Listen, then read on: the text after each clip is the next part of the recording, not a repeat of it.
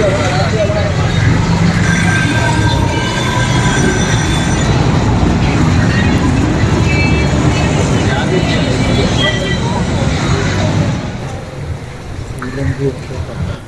Friends, welcome back to sax varieties. ഞാൻ ഇപ്പം കൊളംബോയിലാണ്. കൊളംബോ സിറ്റിയിലെ കുറച്ച് തെരുവിലെ കാഴ്ചകളും മറ്റുമാണ് നമ്മൾ ഇന്നത്തെ എപ്പിസോഡ്. അപ്പം നിങ്ങൾ സ്കിപ്പ് ചെയ്യാതെ മുഴുവനായിട്ടും ഈ എപ്പിസോഡ് കാണണം.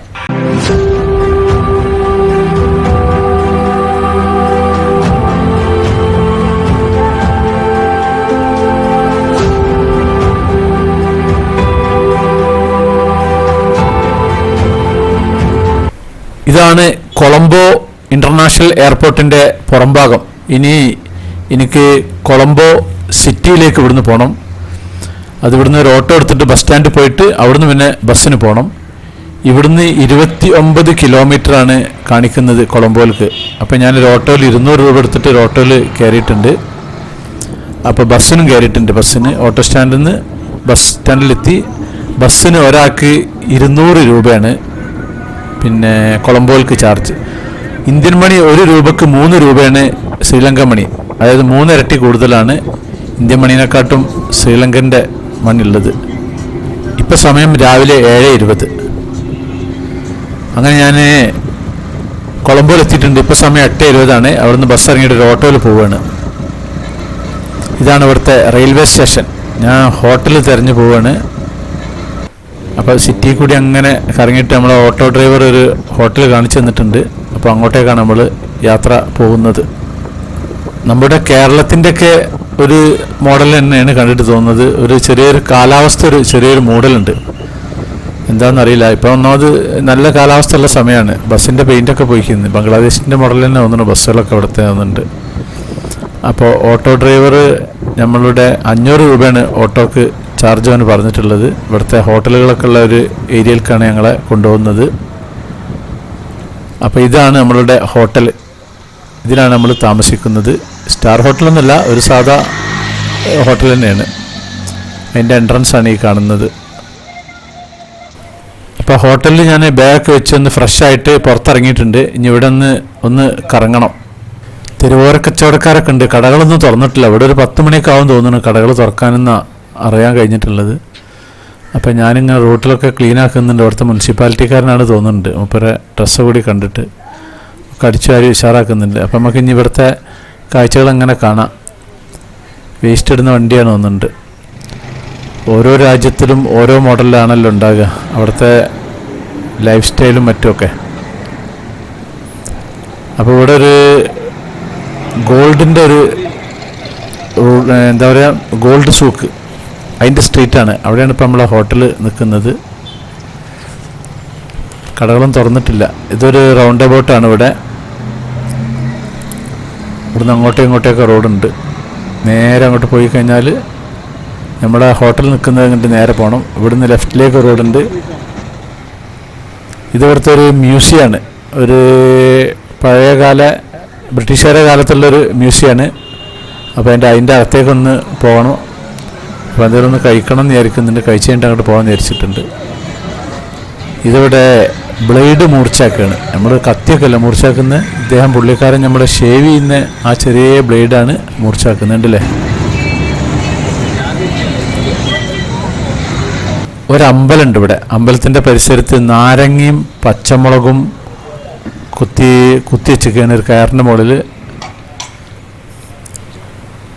കൊളംബോ സീ സ്ട്രീറ്റാണിത്. ഇതിലങ്ങനെ നേരെ പോയി കഴിഞ്ഞാൽ ഇവിടെ ഒരു തുറമുഖമുണ്ട്. കൊളംബോ എന്ന് പറഞ്ഞാൽ വലിയൊരു തുറമുഖമുള്ളൊരു ഏരിയയാണ്. മദർ ഷിപ്പൊക്കെ ഇറങ്ങുന്നത്, അതായത് വലിയ ഷിപ്പ് ഇറങ്ങുന്ന ആ ഒരു സ്ഥലമാണ് കൊളംബോ. ഇതാണ് ഇവിടുത്തെ ഒരു അമ്പലം ഉള്ളത്. ഇവിടെ ഇഷ്ടംപോലെ അമ്പലങ്ങളുണ്ട്. ആ അമ്പലത്തിൻ്റെ മുന്നിലാണ് ഞാനിപ്പോൾ കാണിച്ചിരുന്ന ആ നാരങ്ങയും പച്ചമുളകൊക്കെ വെക്കുന്ന സംഭവം ഉള്ളത്. ഇവിടെ രാവിലെ തന്നെ തൊഴാനൊക്കെ ആളുകൾ പോകുന്നുണ്ട്. ഇതാണ് ആ ഒരു കട. ഈ അമ്പലത്തിൻ്റെ പേരാണ് ദിവ്യ കോവിൽ. ഇതിൻ്റെ എത്ര പ്രധാനപ്പെട്ട അമ്പലമൊന്നുമല്ല, അത്ര ഫേമസ് ഒന്നുമല്ല. പക്ഷേ ഇതിൻ്റെ പരിസരത്തൊക്കെ ഇങ്ങനെ ഈ മാലകൾ ഇതൊക്കെ ഇട്ടുകൊണ്ടിരിക്കുന്നുണ്ട് ഇവിടെ.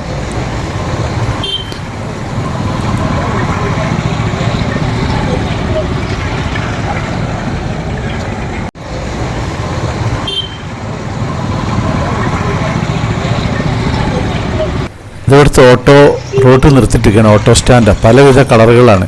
ഇന്ത്യയിൽ നിന്നാണ് ഓട്ടോറിക്ഷയൊക്കെ വരുന്നത്. ചുവപ്പ്, പച്ച, നീല, മഞ്ഞ എല്ലാ കളറുകളും ഉണ്ട്. ഇതൊക്കെ ഓട്ടോ സ്റ്റാൻഡിൻ്റെ റോട്ടിലിങ്ങനെ വരച്ച് വെച്ചിരിക്കുകയാണ്.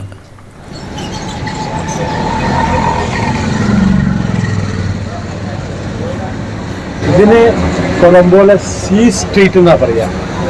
ഈ സീ സ്ട്രീറ്റിൽ മൊത്തം ജ്വല്ലറി ഷോപ്പുകളാക്കി.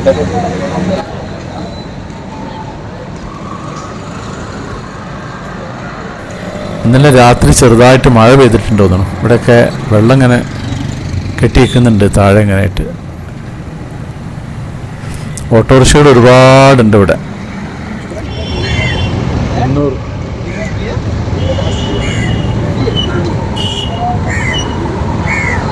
ഇതാണ് കൊളംബോ മാങ്ങ. 1 കിലോന് 800 രൂപയാണ് ഇവിടുത്തെ വില.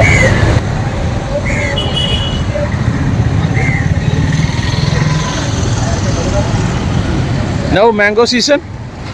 Bye. Now mango season? ഇത് ഓറഞ്ചാണ്, പുറത്തുനിന്ന് വരുന്ന ഓറഞ്ചാണ്. ഇത് 10 എണ്ണത്തിന് 300 രൂപയാണ് ചാർജ്. പിന്നെ നെല്ലിക്ക ഉണ്ട്, പിന്നെ നമ്മളെ റംബുട്ടാൻ ഉണ്ട്. റംബുട്ടാനൊക്കെ അത്യാവശ്യം നല്ല വലുപ്പമുണ്ട്. പിന്നെ മസാലപ്പൊടികളൊക്കെ ഇവിടെ വെക്കുന്നുണ്ട്. മല്ലിപ്പൊളക്, മല്ലി, മഞ്ഞൾ, മുളകൊക്കെയാണ് വെക്കുന്നത്.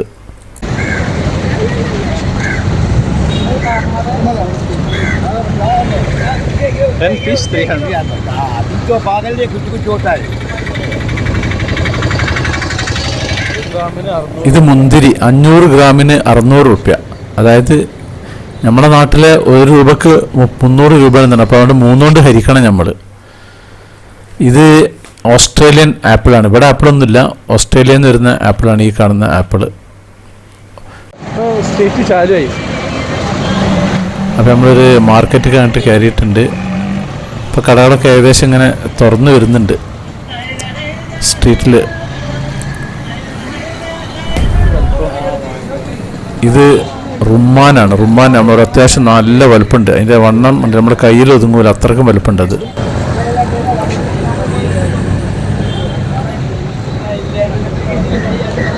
നമ്മളെ നാട്ടിലത്തെ 3 റുമ്മാൻ്റെ വലുപ്പമാണ് ഒരൊറ്റ റുമ്മാൻ. അപ്പോൾ ലഞ്ച് കഴിക്കാൻ ഹോട്ടൽ കയറിയിട്ടുണ്ട്. ഇവിടെ പല ഐറ്റംസ് ഉണ്ട്. അപ്പോൾ ഞങ്ങൾ ബീഫ് ബിരിയാണി ഓർഡർ ചെയ്തിട്ടുള്ളത്.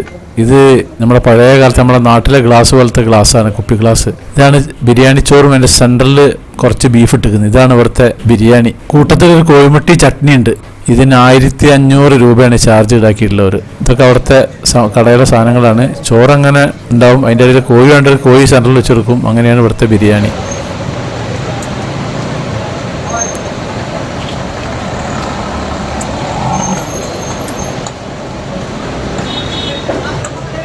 കൊളംബോയിലെ മഴയാണ്.